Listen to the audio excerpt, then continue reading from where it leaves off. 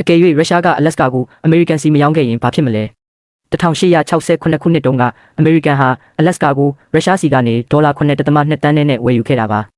ဒါပေမဲ့အဲ့ဒီအယောင်းဝယ်တာမဖြစ်ခဲ့ဘူးဆိုရင်ဘယ်လိုနေမလဲဆိုတာမြင်အောင်ကြည့်လိုက်ပါကမ္ဘာမြေပုံဟာလုံးဝကိုကွဲပြားသွားပါလိမ့်မယ်ရုရှားဟာကနေဒါနိုင်ငံနဲ့မြောက်ဘက်တစ်လျှောက်ကီလိုမီတာထောင်ပေါင်းများစွာရှည်လျားတဲ့ကုန်းမြေနဲ့နမိတ်ကိုမျှဝေပိုင်ဆိုင်သွားမှာပါအလက်စကာဟာဒီနေ့ခေတ်မှာဆိုရင်ဘီလီယံနဲ့ချီတန်ဖိုးရှိတဲ့ရေနံတဘာဝတငွေရွှေနဲ့တခြားသတ္တုတွင်းထွက်တွေနဲ့ပြည့်နေပါတယ်ဒါတွေဟာအမေရိကန်ရဲ့စီးပွားရေးကိုအထောက်အကူပြုမဲ့စာဒီကြွယ်ဝမှုတွေအားလုံးဟာရုရှားစီကိုရောက်သွားပြီးရုရှားကိုပုံမအင်အားကြီးမားလာစေမှာပါအလက်စကာကိုပိုင်ဆိုင်ထားခြင်းအပြင်ရုရှားဟာအာတိတ်ဒေသကိုတိုက်ရိုက်ဝင်ရောက်ခွင့်ရရှိသွားပါလိမ့်မယ်ရေခဲတွေအရေးပြောပြီးတင်မောလမ်းကြောင်းအသစ်တွေပွင့်လာတဲ့အခါမော်စကိုဟာမြောက်ဘက်ကုန်သွယ်ရေးလမ်းကြောင်းတွေကိုထိန်းချုပ်နိုင်မှာဖြစ်ပြီးပစိဖိတ်သမုဒ္ဒရာအတွင်းအမေရိကန်ရဲ့ဩဇာလွှမ်းမိုးမှုဟာလည်းအားနည်းသွားပါလိမ့်မယ်အဲ့ဒီမှာနေထိုင်တဲ့သူတွေအတွက်လည်းဘဝကပိုပြီးခက်ခဲသွားနိုင်ပါတယ်အလက်စကာရဲ့ဌာနေတိုင်းရင်းသားလူမျိုးစုတွေဟာလွတ်လပ်ခွင့်နေပါခြင်းပြင်းထန်တဲ့ယဉ်ကျေးမှုဝါမျိုးခြင်းနဲ့သူတို့ရဲ့နယ်မြေတွေအတွက်အကာအကွယ်မဲ့ခြင်းစတာတွေကိုရင်ဆိုင်ရနိုင်ပါတယ်ကမ္ဘာတဝန်းကအချက်လက်တွေကိုသိချင်ရင်တော့ World Location ကို follow လုပ်ထားလိုက်ပါ